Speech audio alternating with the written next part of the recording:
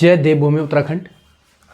प्रिय विद्यार्थियों, Thapliyal education hub पे एक बार आप सभी लोगों का पुनः हार्दिक स्वागत।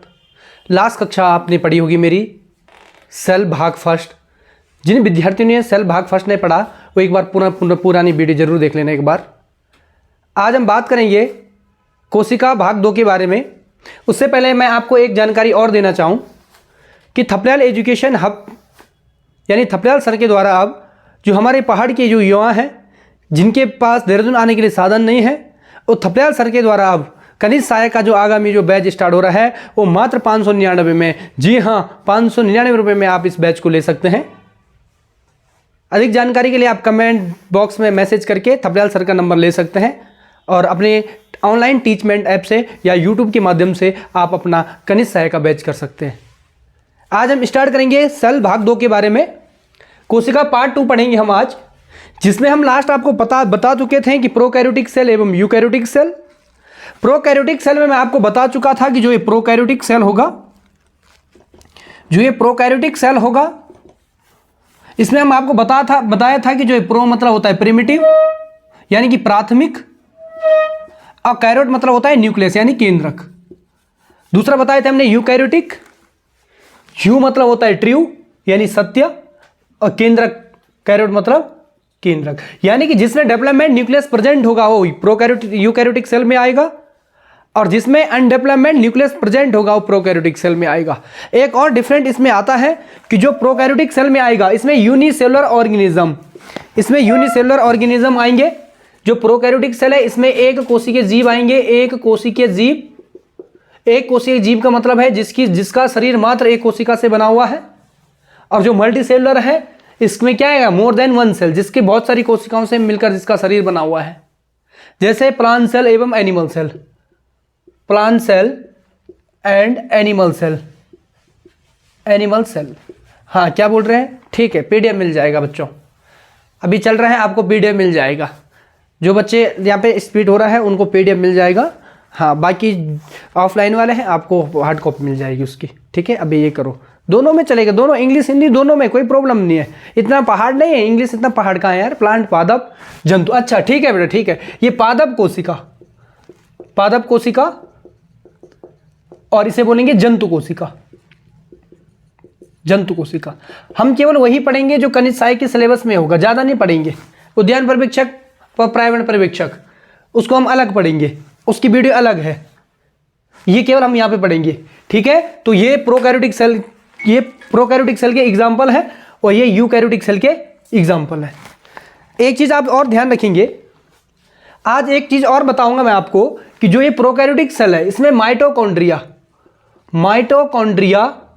एब्सेंट होता है, जबकि इसमें माइटोकॉन्ड्रिया क्या होगा, प्रेजेंट होगा। इसमें क्या होगा, एब्सेंट होगा, इसमें क्या होगा, प्रेजेंट होगा। ध्यान रखना, प्रोकैरियोटिक सेल में माइटोकॉन्ड्रिया एब्सेंट होगा, यूकैरियोटिक सेल में माइटोकॉन्ड्रिया प्रेजेंट होगा। अब देखेंगे भैया, एक चीज आप ध्यान रखेंगे कि जो ये प्रोकैरियोटिक सेल है इसमें माइटोकॉन्ड्रिया जो एब्सेंट है, इसका फंक्शन क्या है माइटोकॉन्ड्रिया का, एनर्जी प्रोवाइड करवाना। विद्युत का इलेक्ट्रिक पावर हाउस है ना, विद्युत बिजली ग्रह। जब प्रोकैरियोटिक सेल में माइटोकॉन्ड्रिया एब्सेंट है और यूकैरियोटिक सेल में माइटोकॉन्ड्रिया प्रेजेंट है, क्या प्रोकैरियोटिक सेल के जितने भी ये जीव जंतु हैं उनको क्या एनर्जी की जरूरत नहीं है? अगर आप में से किसी को आ रहा है तो आप कमेंट बॉक्स में लिख सकते हो कि क्या ऐसी चीज जो प्रोकैरियोटिक सेल में माइटोकॉन्ड्रिया के बदले प्रेजेंट होती है, जो कि क्या है यूकैरियोटिक में प्रेजेंट है, प्रोकैरियोटिक में एब्सेंट है। तो हम ये बता देते हैं, काफी बच्चों का आंसर आ रहा है। जो प्रोकैरियोटिक सेल में म्यूजोजोम प्रेजेंट होगा प्रोकैरियोटिक में, और यूकैरियोटिक में क्या प्रेजेंट होगा, माइटोकॉन्ड्रिया प्रेजेंट होगा। वहां पे जो एनर्जी जो प्रोवाइड करवाएगा वो म्यूजोजोम प्रेजेंट करवाएगा। इसको इतना ही पढ़ेंगे, ज्यादा डीप नहीं ले जाएंगे इस चीज को। एक और आता है एग्जाम में क्वेश्चन सेल थ्योरी के बारे में, कोशिका सिद्धांत के बारे में। कोशिका सिद्धांत के बारे में एक बार और आएगा। कोशिका सिद्धांत के बारे में पूछेगा कि कोशिका सिद्धांत किसने दिया था। Cell theory given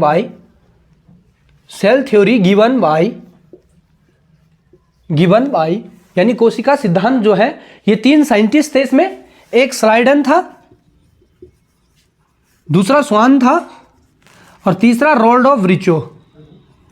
rod of Virchow, Schleiden Schwann and Rudolf Virchow. सवाल आएगा परीक्षा में कि जो सेल थ्योरी है, कोशिका सिद्धांत है, वो किसने दिया। कभी कभी ऑप्शन में दो ऑप्शन में केवल दो चीज रहेगी, एक स्लाइडेन रहेगा, दूसरा स्वान रहेगा, बस। और कभी कभी एग्जाम में तीन चीज आते हैं, रॉड ऑफ ब्रीचो का नाम भी आता है, और एक एग्जाम में एक चीज और आएगी परीक्षा में कि जो ये सेल थ्योरी है, ये सेल थ्योरी रॉल्डॉफ और ब्रीचो ने क्या कहा। या क्वेश्चन एग्जाम में क्वेश्चन आएगा कि कौन से साइंटिस्ट ने कहा कि हर एक नई कोशिका की उत्पत्ति पुराने कोशिका से होती है। डायरेक्ट परीक्षा में आई हुई लाइन है मेरे बच्चों, ध्यान से आप लोग देखेंगे कि हर एक नई कोशिका की उत्पत्ति, हर एक कोशिका की उत्पत्ति, कोशिका की उत्पत्ति, हर एक कोशिका की उत्पत्ति पुरानी कोशिका से होती है, पुरानी कोशिका से होती है। ये विचार किसका है, ये तथ्य किसका है। एग्जाम सवाल में आता है, डायरेक्ट लाइन लिखता है एग्जाम में, हर एक कोशिका की उत्पत्ति पुरानी कोशिका से होती है। तो ये जो विचार है ये रॉड ऑफ ब्रीचो का है। किसका है? रॉड ऑफ ब्रीचो का है। इस चीज को भी आप क्या रखेंगे, ध्यान रखेंगे, पॉइंट नोट डाउन करेंगे। नेक्स्ट पे जाएंगे हम लोग। एक और आता बेटा एग्जाम में क्वेश्चन कि केंद्रक के बारे में पूछता है, न्यूक्लियस के बारे में पूछता है, केंद्रक के बारे में पूछता है, न्यूक्लियस के बारे में पूछता है। जो केंद्रक है, रॉबर्ट ब्राउन 1831 में इसने क्या किया था, इसको डिस्कवर किया था। और एक चीज और ध्यान रखेंगे आप लोग, इसको कोशिका का ब्रेन भी कहते हैं, मस्तिष्क, कोशिका का ब्रेन, कोशिका का मस्तिष्क, बस इतना ही पूछा जाएगा। और केंद्रक में, जो ये केंद्रक है, न्यूक्लियस है, सेल के अंदर प्रेजेंट है। इसमें क्या क्या प्रेजेंट है केंद्रक में? DNA, deoxyribonucleic acid, protein, histone protein और क्रोमेटिन फाइबर, इतनी सारी चीजें किसमें प्रेजेंट है? न्यूक्लियस में प्रेजेंट है, केंद्रक में प्रेजेंट है। कुछ बच्चे सोच रहे होंगे कि सर क्रोमोजोम क्यों नहीं बता रहे। क्रोमोजोम सेल इसमें न्यूक्लियस में प्रेजेंट नहीं है, बनता है। जिस समय सेल का डिवीजन होगा, ये सारा मटेरियल इकट्ठा हो जाता है और मिक्स होकर एक क्रोमेटिड फाइबर का निर्माण करता है। फिर सेल डिवीजन होगा, उस स्टेज को मेटाफेज कहेंगे। और मेटाफेज में जो एक क्रोमेटिड फाइबर है मेरे बच्चों, फर्स्ट स्टेज जब क्या आता है? प्रोफेज आता है। प्रोफेज के बाद क्या आएगा? मेटाफेज आएगा। मेटाफेज में ये दोनों क्रोमेटिड फाइबर आपस में कनेक्ट हो जाते हैं और इन दोनों को जो कनेक्ट करवाता है उसे सेंट्रोमियर कहते हैं। एग्जाम नोट डाउन करेंगे, एग्जाम में क्वेश्चन आता है कि दो क्रोमेटिड फाइबर को आपस में जो कनेक्ट करवा रहा है उसे क्या कहेंगे? इसे कहते हैं सेंट्रोमियर। इस चीज को आप ध्यान रखेंगे। नेक्स्ट आएंगे हम लोग लाइसोसोम्स। जो लाइसोसोम है, ये क्या है? कोशिका का सुसाइड बैग, कोशिका का आत्मघाती की थैली, सेल का सुसाइड बैग है। डायरेक्ट क्वेश्चन आता है क्योंकि इसमें 42 टाइप्स के क्या प्रेजेंट होते हैं? एंजाइम प्रेजेंट होते हैं। 42 टाइप्स के क्या होंगे? एंजाइम प्रेजेंट होंगे। कौन से एंजाइम प्रेजेंट होंगे? हाइड्रोलिटिक